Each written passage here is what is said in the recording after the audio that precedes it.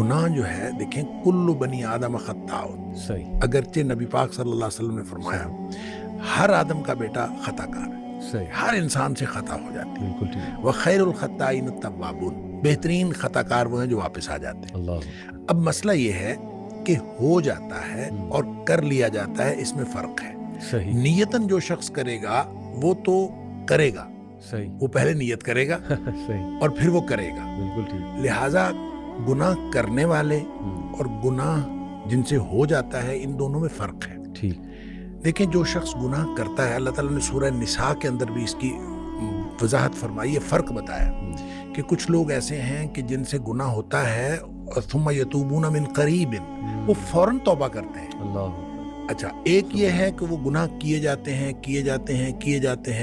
کہ جب موت قریب آ جاتی ہے پھر وہ کہتے ہیں کہ اب میں توبہ کرتا ہوں، ان کی توبہ اللہ قبول نہیں کرتا۔ اللہ، اب ان دونوں میں فرق کیا ہے؟ صحیح، فرق وہ نیت سے کرنے کا اور ہو جانے کا ہے۔ ٹھیک، اچھا، جو شخص نیت سے گناہ کرتا ہے میں ان کو کہا کرتا ہوں کہ یہ سیانے گناہ گار ہیں، اللہ، یعنی سوچ سمجھ کر گناہ کرتے ہیں۔ صحیح، اور سوچ سمجھ کر گناہ کرتا ہے انسان اس وقت کرتا ہے جب انسان اپنے آپ کو معاشرے کے ساتھ کمپیئر کرتا ہے اور انسان کہتا ہے کہ معاشرے میں اتنے گناہ ہو رہے ہیں صحیح، تو یہ میں ایک چھوٹا سا گناہ کر لوں گا تو کیا فرق پڑتا ہے۔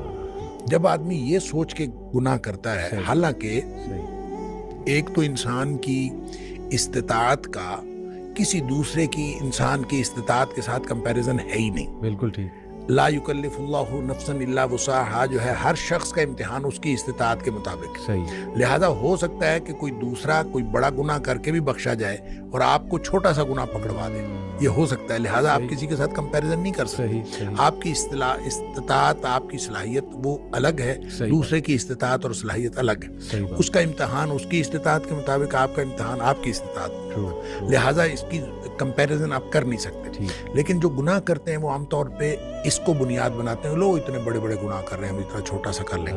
یہ جب سوچ سمجھ کے کرتے ہیں تو اس کانسیپٹ سے توبہ کی عام طور پہ توفیق نہیں ملتی۔ اللہ، اس کی وجہ یہ ہے کہ آدمی نے سوچ سمجھ کے کیا ہوتا ہے کہ کوئی حرج نہیں ہے کہ میں کر لوں گا تو کیا حرج ہے، صحیح، اس کو پھر توبہ کی طرف بالعموم اس کا دھیان توجہ ہی نہیں جاتی کیونکہ اس نے سوچ کے کیا ہوتا ہے کیا حرج ہے۔ بالکل ٹھیک، دوسرے گناہ گار وہ ہیں جن سے ہو جاتا ہے، وہ اس نے یہ طے کیا ہوتا ہے کہ یا اللہ میں نے کوئی گناہ نہیں کرنا، اللہ کے ساتھ نیتاً صحیح، اس نے یہ بات طے کی ہوتی ہے کہ میں نے کوئی گناہ نہیں کرنا، بالکل ٹھیک، گناہ اس سے بھی ہو جاتا ہے صحیح بات، کیونکہ کلو بنی آدم خطا ہو۔ صحیح، یعنی ایسا تو ہو نہیں سکتا کہ اس سے گناہ کیوں ہوتا ہے؟ دو وجوہات کی بنیاد پر ہوتا ہے، یا جذبات کی مغلوبیت کی وجہ سے یا حالات کی مغلوبیت کی وجہ سے۔ صحیح، صحیح، یعنی وہ اس کے حالات ایسے ہوتے ہیں کہ جو اس کو گناہ کی طرف لے جاتے ہیں، یا پھر اس کے جذبات، بعض اوقات انسان اپنے جذبات سے مغلوب ہو جاتا ہے اور انسان چل پڑتا ہے گناہ کی طرف، شہوات سے یا جذبات اچھا، سے۔ اب جب وہ مغلوب ہوا اور مغلوب ہو جائے حالات کی وجہ سے کوئی کیفیت ایسی بن گئی کہ وہ گناہ میں وہ انوالو ہو گیا، صحیح، صحیح، یا پھر جذبات ایسے اس کے اوپر حاوی ہوئے بالکل کہ وہ گناہ میں انوالو ہو گیا، ٹھیک، اس کا نتیجہ یہ ہوتا ہے کہ جو ہی حالات تبدیل ہوئے یا جو ہی جذبات ٹھنڈے پڑے، صحیح، صحیح، چونکہ اس نے طے یہ کیا ہوتا ہے کہ میں نے زندگی میں کوئی گناہ نہیں کرنا، اللہ، تو اب جو ہی حالات بدلیں گے، جس حالات کی مغلوبیت کی وجہ سے اسے گناہ ہوا ہے، تو فوراً اس کو یہ خیال آئے گا کہ یا اللہ میں نے تو یہ گناہ نہیں کرنا تھا، یہ مجھ سے کیا ہو گیا۔ اللہ، اور اسی طرح جب اس کے جذبات ٹھنڈے پڑیں گے تو اسی وقت اس کو خیال آئے گا، ہوش حواس میں آئے گا تو کہے گا یا اللہ میں نے تو یہ نہیں کرنا تھا، یہ مجھ سے کیا ہو گیا۔ یہ ہے وہ ثم یتوبون من قریب جی، کہ فوراً وہ توبہ کر لیتے، پھر اس کو فوراً خیال آتا کہ میں نے وہ جو ندامت اور شرمندگی اس کو ہوتی ہے، وہ جو پشیمانی اس کو ہوتی ہے، یہ ندامت اصل میں اللہ کو پسند ہے۔ کیا بات، کہ انسان کو ندامت اور شرمندگی ہو کہ یا اللہ میں گناہ کر بیٹھا ہوں، میں نے تو یہ نہیں کرنا تھا۔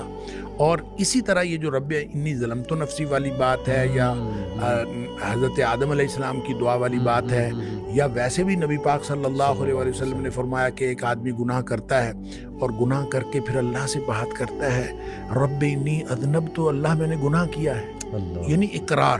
یہ اقرار جو ہے یہ بہت، یعنی اقرار ہے، اس کے اندر ندامت ہے، اللہ میں گناہ کر بیٹھا ہوں اور تو معاف کرنے والا ہے، تو مجھے معاف کر دے۔ یہ ندامت اور شرمندگی جو توبہ کی شرائط میں سے بھی ہے اور یہ وہ نقطہ ہے جو اصل میں اللہ تعالیٰ کو پسند ہے. تو جس کے اندر یہ ندامت اور شرمندگی آتی ہے وہ توبہ بھی کرتا ہے, اللہ تعالیٰ کو پسند بھی آتا ہے. اور اللہ کو کتنی توبہ پسند آتی ہے اس کے لیے تو وہ حدیث ہے بڑی معروف کہ نبی اکرم صلی اللہ علیہ وسلم نے فرمایا کہ اگر کوئی شخص جو ہے وہ, ایک مثال دی آپ نے کہ کوئی شخص جنگل میں سفر کر رہا تھا صحرا کے اندر, اور سارا اس کا سامان اونٹنی پہ لدا ہوا, اور اس نے ایک کسی درخت کے نیچے سستانے کے لیے وہ ٹھہرا, تو کچھ دیر بعد اس کی آنکھ کھلی تو اس کا اونٹ غائب تھا. صحیح.